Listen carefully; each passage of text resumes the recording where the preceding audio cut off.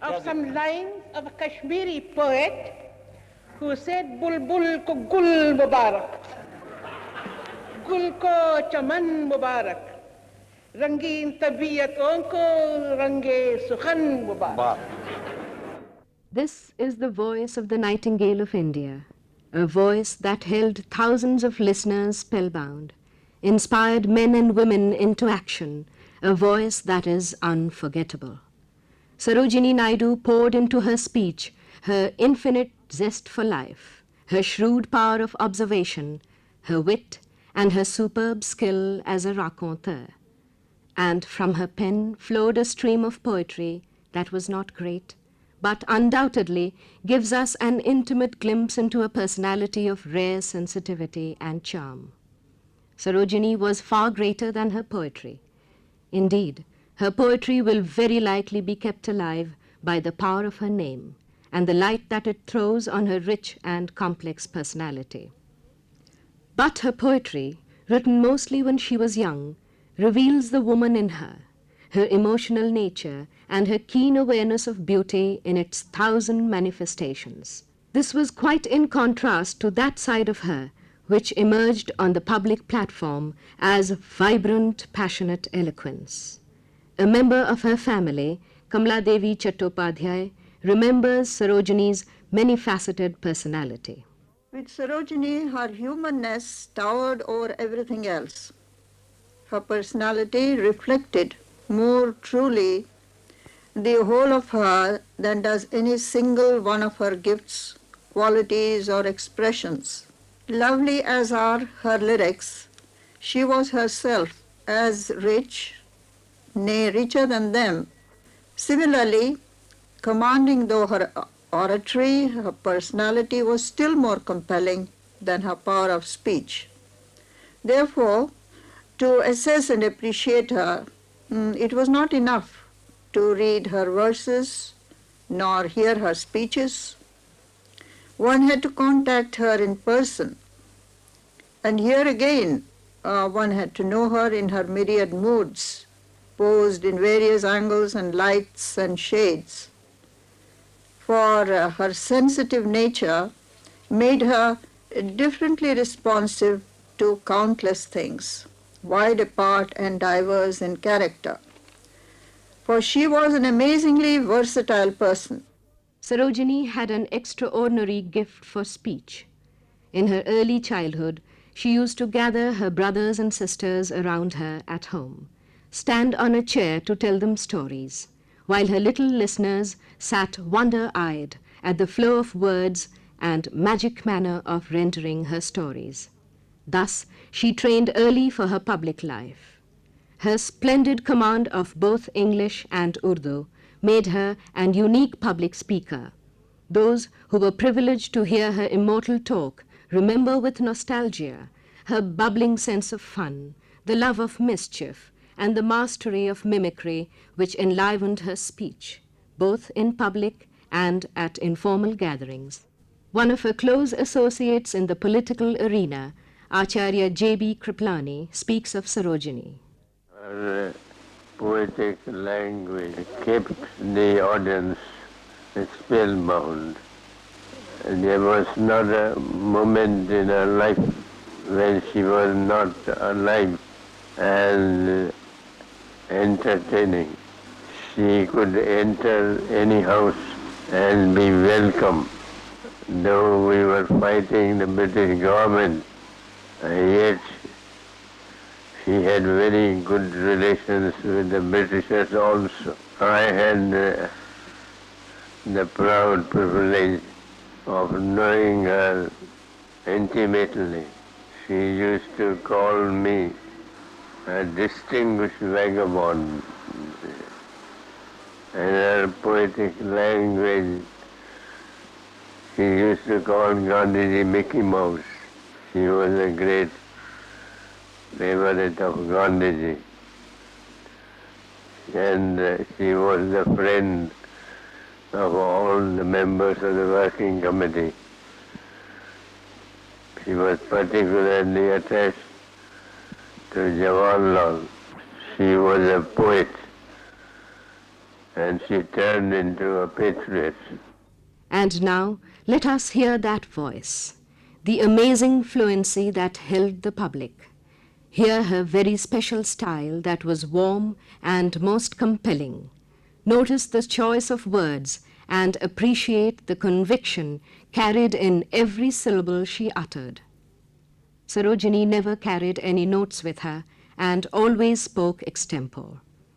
This is an excerpt from her welcome address at the Asian Relations Conference hosted by India in March 1947. Afghanistan, Persia, where the bulbuls sing and the vines are cooled with mountain snows according to Hafiz. All those countries, Bali, where the great sculptures are, of the Javanese dancers with curled fingers. Of Egypt mysterious, with the pyramids of the pharaohs, and yet today a modern nation. My geography is terribly limited. I know the names of many countries. I know the peoples of many countries. But if you would ask me to draw that map of Asia behind my head, I should indeed have failed miserably. I still do not know the physical position of many countries, whether they are contiguous or how they are divided. But one thing I know, that mountains and rivers, mountain passes, and the riverways of the world cannot divide the heart of Asia. The division of texts and tongues, costumes, customs, food, ways of enjoyment, all these things that make the social daily life of a people, and which seem so curious to us in many ways, cannot divide the heart of Asia.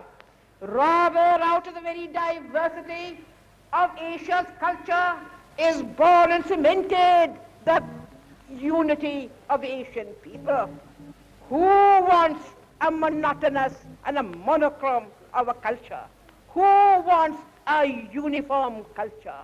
Who wants a colorless culture? Who wants one country to repeat another? It is rather the richness, the variety, the diversity, and sometimes the conflict of one culture with another that is a guarantee and prophecy of a real, abiding, dynamic unity. And that is what I want, what he wants, Jawaharlal Nehru, what Mahatma Gandhi wants, what my people, the delegates who speak for the Indian nation want, a diversity of culture, a unity of heart and purpose. Because each nation must bring to the pool its own particular contribution, its own particular mode of life, its own particular vision of life, its own particular approach to life. And it is all these varieties of human experience that make for a great civilization. Sarojini wrote poetry when she was but a little girl. Writing in English came naturally to her, and she studied the romantic poets of the 19th century. The ancient city of Hyderabad, where she spent the early years of her life, thrilled and inspired her. There was magic in the air when the muezzin called from his minaret and the bells clanged from temple courtyards. In the midst of palaces and palanquin bearers, Sarojini spent her childhood and early married life, dreaming her dreams, delighting in the beauty of nature.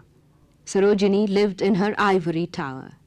She wrote this little poem called Cradle Song, recited by Uma Anand.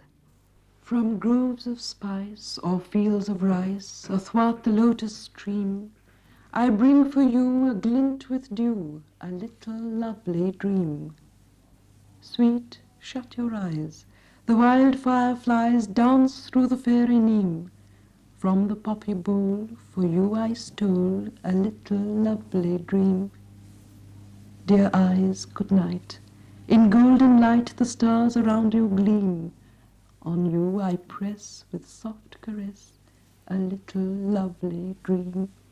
Sarojini began to write of things Indian and of things she experienced as an Indian on the advice of the eminent English critic Sir Edmund Gosse, who had introduced her to the Western world. And it was then that Sarojini really succeeded as a poet. The first volume of her poems appeared in print in 1896, that was simply entitled Poems. The next collection, called The Golden Threshold, appeared in 1905. Thereafter came the collections The Broken Wing, The Bird of Time, Select Poems, The Scepter and the Flute, and The Feather of the Dawn. These works won critical acclaim in the English-speaking world when they were first published. The poem Coromandel Fishers is rather typical. Here it is recited by her brother, Harindranath Chattopadhyay. Coromandel Fishers. Rise, brothers, rise. The wakening skies pray to the morning light. The wind lies asleep in the arms of the dawn, like a child that has cried all night. Come, let us gather our nets from the shore and set our catamarans free to capture the leaping wealth of the tide, for we are the sons of the sea, brothers, we are the sons of the sea. No longer delay, let us hasten away in the track of the seagull's call. The sea is our mother, the cloud is our brother, the waves are our comrades all. What though we toss at the fall of the sun, where the hand of the sea god drives? He who holds the storm by the hair will hide in his breast our lives. Sweet is the shade of the coconut glade, and the scent of the mango grove, and sweet are the sands at the full of the moon, with the sound of the voices we love. But sweeter, brothers, the kiss of the spray, and the dance of the wild foam's glee. Row, brothers, row, to the blue of the verge, where the low sky mates with the sea. Row, brothers, row, to the blue of the verge, where the low sky mates with the sea. In the next poem, Indian Weavers, the subtle magic of words unfolds like a beautiful garment. It is here one imagines the humble weaver at work on his loom, somewhere in a village in India. The typically Indian color image that is woven into the poem never fails to charm. Indian Weavers, recited by Uma Anand. Weavers weaving at break of day, why do you weave a garment so gay? Blue is the wing of a halcyon wild, we weave the robes of a newborn child. Weavers weaving at fall of night, why do you weave a garment so bright? Like the plumes of a peacock, purple and green, we weave the marriage veils of a queen. Weavers weaving solemn and still, why do you weave in the moonlight chill? White as a feather and white as a cloud, we weave a dead man's funeral shroud. There is a beautiful sonnet Sarojini wrote in memory of her father, who was quite a remarkable man. And there is another little poem on Gokhale. As a young and loving mother, she wrote a poem addressed to her 4 children, Jayasurya, Padmaja, Ranadhir, and Leelamani. While her language is English and the metrical system foreign, yet Sarojini's dreams were truly Indian. In December 1904, she attended the 18th session of the Indian National Conference. A great part of the deliberations of the conference dealt with the emancipation of women. Sarojini was a young girl, deeply moved by the speeches of the eminent reformers and leading thinkers of the day. She was quiet, but when her turn came to speak, she simply read out her patriotic poem, Ode to India. This poem has been rendered by her daughter Padmaja Naidu, along with the call to evening prayer, poems which are Sarojini's tributes to her country and countrymen. To India, O young through all thy immemorial years, rise, mother, rise, regenerate from thy gloom, and like a bride high mated with the spheres, beget new glories from thine ageless womb. The nations that in fettered darkness weep, crave thee to lead them where great mornings break. Mother, O mother, wherefore dost thou sleep? Arise and answer for thy children's sake.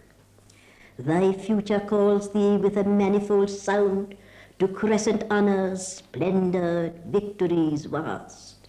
Waken, O slumbering mother, and be crowned, who once wert empress of the sovereign past. The call to evening prayer. Allahu Akbar, Allahu Akbar. From mosque and minar the muezzins are calling. Pour forth your praises, O chosen of Islam. Swiftly the shadows of sunset are falling. Allahu Akbar, Allahu Akbar. Ave Maria, Ave Maria. Devoutly the priests at the altars are singing. O ye who worship the Son of the Virgin, kneel soft at your prayers, for the vespers are ringing. Ave Maria, Ave Maria. Ahura Mazda, Ahura Mazda, how the sonorous Avesta is flowing. Ye who to flame and the light make obeisance, bend low where the quenchless blue torches are glowing. Ahura Mazda, Ahura Mazda. Narayana, Narayana, hark to the ageless divine invocation.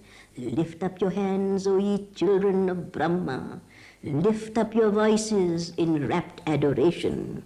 Narayana, Narayana. Ecstasy forms the third movement of a larger poem known as The Temple. Her ecstasy is that of the spirit, the flowering of an age when passion burns with the flame of salvation. Here, spring inspired her lyrical thoughts. Ecstasy recited by Uma Anand. Let spring illume the western hills with blossoming brands of fire, and wake with rods of budded flame the valleys of the south. But I have plucked you, O miraculous flower of my desire, and crushed between my lips the burning petals of your mouth. Let spring unbind upon the breeze tresses of rich perfume, to lure the purple honeybees to their enchanted death. But sweeter madness drives my soul to swift and sweeter doom, for I have drunk the deep, delicious nectar of your breath. Let spring unlock the melodies of fountain or flood, and teach the winged word of man to mock the wild bird's art. But wilder music thrilled me when the rivers of your blood swept o'er the floodgates of my life to drown my waiting heart. But the world of beauty Sarojini was immersed in was soon shattered by burning patriotism.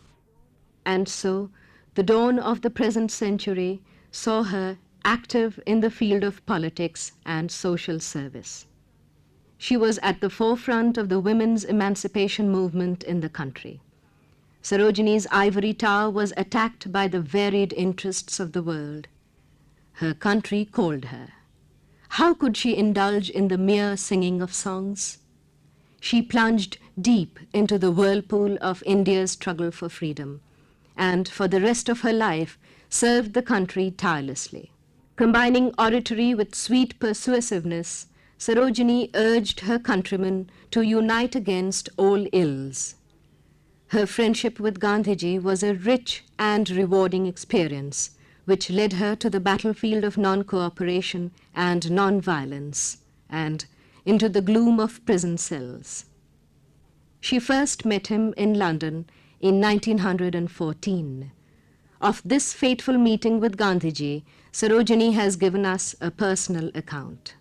He came to London, and of course I, along with the other Indians, wanted to meet him, Gandhi, the Gandhi that had conquered Smuts, who now keeps a pair of shoes that Gandhiji made as a prisoner in the South African jails as a treasure in his drawing room. Well, we went to see him. I went to see him. I said, I can't wait for the public reception. I will go and see him. What did I find? A little thing with a shaved head, sitting on the floor on a prison blanket and eating the most foul-looking food out of a prison bowl, just tomatoes mashed up with olive oil, and he had a row, not very clean-looking tins, I must say, dried plantain biscuits and monkey nuts. And the first greeting to him was, "Are you Mr. Gandhi?" He wasn't Mahatma then. He said, "Yes, come and share my meal." I said, oh no, it doesn't look tempting enough. That was my first human contact with this great man, 25 years ago in August. Almost exactly 25 years ago. And since then, I have been his follower, not in the mere technical, conventional sense of the word, because our temperaments are poles asunder. Our approach to life, poles asunder. But because, being a poet, seeking beauty everywhere, I found this tiny little man so different in his approach to life from mine. The real, living symbol of all that humanity should stand for in its attitude towards humanity. I found in him the love that knows how to transmute, as Gokhale said, common clay and make them heroes.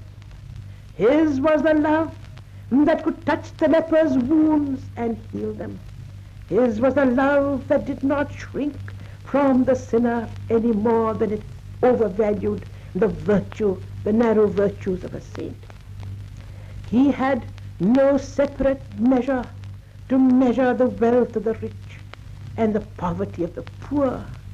He had no separate definition that divides race from race, or sect from sect, or man from woman.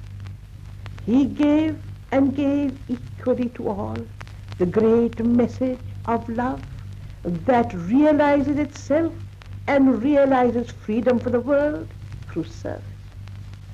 And it is this love that makes him the Lord of all hearts, even as Chaitanya in far-off Bengal spread his arms wide and said, "All come to me, so you suffer, be healed by my love. You who have mortal wounds of disease, let me touch them and make you whole. You who have fallen by the way, take my hand and rise up again." It was Gandhiji who called Sarojini Bharat Kokila, and she called Gandhiji her teacher, her master, her partner in the great campaigns for the liberation of India. In her broadcast speech on the death of Mahatma Gandhi, Sarojini said, I also realize that Mahatma Gandhi, whose frail body was committed to the flames yesterday, is not dead. Like Christ told, on the third day he has arisen again in answer to the cry of his people and the call of the world for the continuance of his guidance, his love, his service, and his inspiration. And while we all mourn those who loved him, knowing him personally, and those to whom his name was but a miracle and a legend, though we are full of tears, and though we are full of sorrow, On this third day, when he has arisen from his own ashes, I feel that sorrow is out of place and tears become a blasphemy. How can he die? Who through his life and conduct and sacrifice, who through his love and courage and faith has taught the world the spirit matters, not the flesh, that the spirit has a power greater than the powers of the combined armies of the earth, the combined armies of the ages. He who's small, frail, without money, without even the full complement of garment to cover his body, not owning even as much earth as might be held on the point of a needle. How was he so much stronger than the forces of violence, the might of empires, and the grandeur of embattled forces in the world? Why was it that this little man, this tiny man, this man with his child's body, this man so ascetic, living on the verge of starvation by choice, so as to be more in harmony with the lives of the poor, how was it that he exercised over the entire world of those who revered him and those who hated him such power as emperors could never wield? It was because he did not care for applause, he did not care for censure. He only cared for the path of righteousness. He cared only for the ideals which he preached and practiced. And in the midst of the most terrible disasters caused by violence and the greed of men, when the youth of the world was heaped up like dead leaves, dead flowers on battlefields, his faith never swerved in his own ideal of non-violence. And so had the smiling poetess and the little brown man, as she affectionately called him, had walked hand in hand, and they bequeathed a legacy of untold wealth of the spirit for India to cherish and follow. Sarojini lived a full life, giving herself unquestioningly to the service of the nation, but all along she maintained a love for the good things in life: food, clothes, flowers, and most of all she loved people. To remember the immortal Nightingale, it seems only fit, therefore, to quote her own favorite lines from The Broken Wing. And though you are, like men of mortal race, only a helpless thing that death may mar and destiny efface, I care not, since unto my heart you bring the very vision of God's dwelling place.